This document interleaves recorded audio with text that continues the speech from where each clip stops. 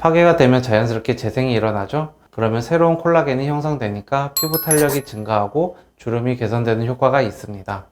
안녕하세요. 여러분의 피부 고민을 아주 세밀하게 콕 집어서 해결해드리는 닥터핀 최승진입니다. 지난번 영상은 제가 어떤 식으로 색소를 치료하고 있는지, 그리고 굳이 왜 비싼 레이저 장비를 여러 대나 가지고 있는지 설명드렸는데요. 오늘은 제가 가장 집중하고 있는 안티에이징, 그 중에서도 리프팅에 관한 이야기를 해보려고 합니다. 저희 병원에는 리프팅 장비 중에 가장 유명하고 고가의 장비인 울세라를 가지고 있는데요. 굳이 제가 왜 다른 리프팅 장비도 여러 대 가지고 있는지도 오늘 설명드릴게요. 원장님, 병원을 보면 리프팅 장비가 진짜 많은데요. 이렇게 리프팅에 집중하고 계시는 이유가 있나요?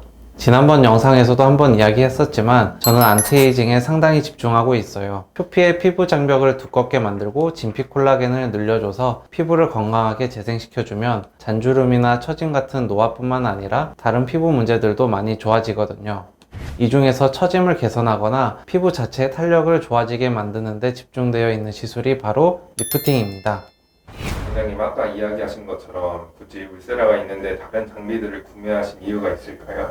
네, 이유가 있어요. 근데 이 이유를 설명하기 위해서는 리프팅의 작용 원리가 다 똑같지 않다는 걸 먼저 설명해야 할 것 같은데요. 리프팅 역시 피부 레이저와 비슷한 면이 있어요. 리프팅의 작용 원리들이 몇 가지가 있는데 크게는 두 가지로 나눌 수 있습니다. 초음파를 이용하는 하이프, 그리고 고주파 RF인데요.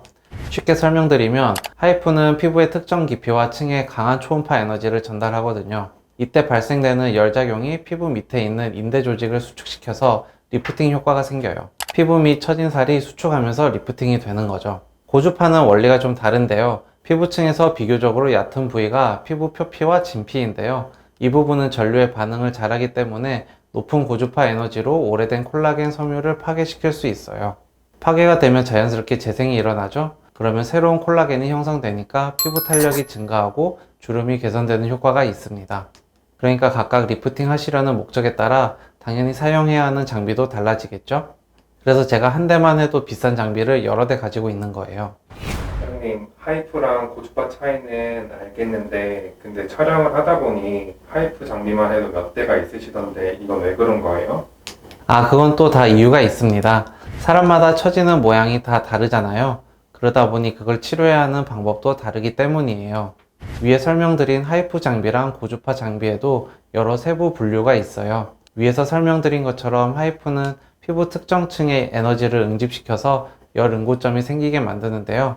이 열 응고점이 생기는 모양과 형태에 따라서 선 모양으로 점점점 포인트가 있는 것, 이것이 울세라 슈링크이고요. 둥근 점 모양으로 포인트가 있는 것이 펜타입인 리프테라입니다.